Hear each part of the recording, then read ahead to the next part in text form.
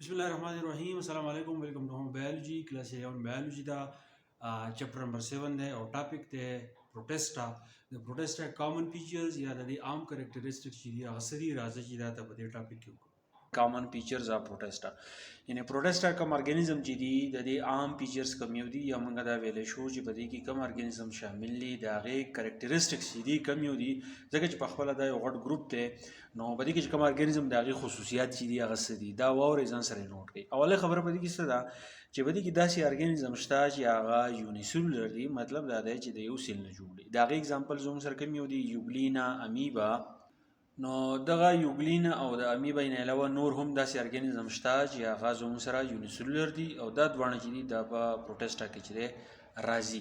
د دې یونیسلولر علاوه په دې پروټسټا کم ګروپ چې دی په دې کې ملټي سلولر ارګانیزم هم زموږ سره وي. په دې ملټي سلولر ارګانیزم چې په پروټسټا کې کم یې وي نو د هغې اګزامپل زموږ سره دی ریډ ګرین الجی. د هغې نه علاوه په دې کې داسې ارګانیزم شته چې هغه د کالوني په شکل کې اوسیږي هغې ته موږ کالونیل پروټسټ وایو.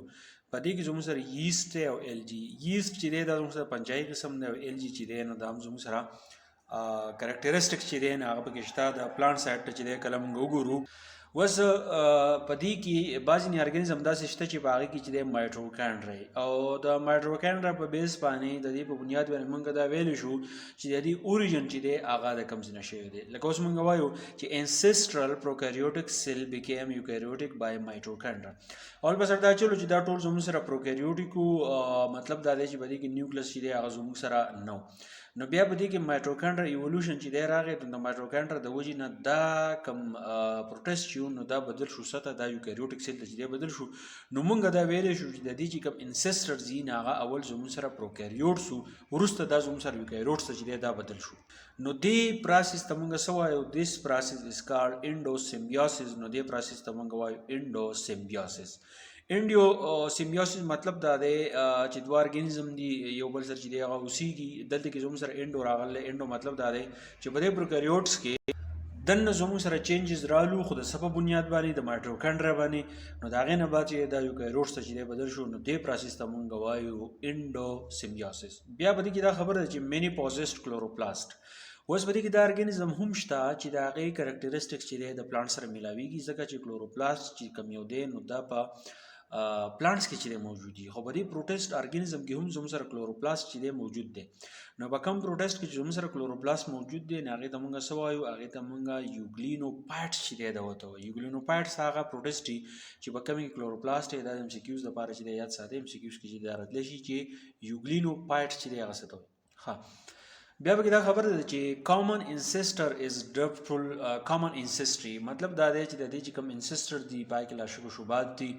ځکه چې موږ د مایټروکانډرا د خبره کوو نو موږ وایو چې دا کیدی شي دا صحیح یا کیدی شي یا صحیح نه ځکه چې په دې کې لا چا صحیح جواب چې دی نه دی ورکړی نو د دې چې کوم انسیسټر دی چې دا د چا نه ایوالو شوي دي نو پای کې چې دی شک دی.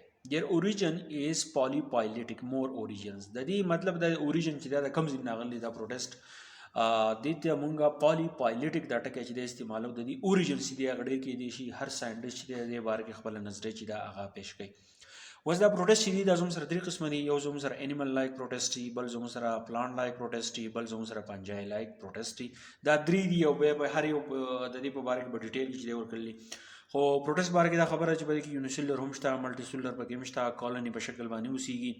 مایټروکانډرا هم په بعضې کې شته. په دې کې انډوسیمبیوسس چې دی هغه شوی دی چې په کومې کلوروپلاست دي هغې ته مونږ یوګلینوپایټس ورته وایو. بل دا چې د اوریجن چې دی هغه ډېر شی دي نو دغې ته چې دی مونږ پالیپایلیټک چې دی ورته وایو. او بیا د درې قسمونه دي. یو زموږ سره انیمل لایک پروټیسټ دی بل زموږ سره پلانټ لایک پروټیسټ دی او بل زموږ سره پنجای لایک پروټیسټ دی. که په دې ټاپک پوه شوي نور ملګرو سره ضرور شیر کړئ. تھینک یو ډېره مننه.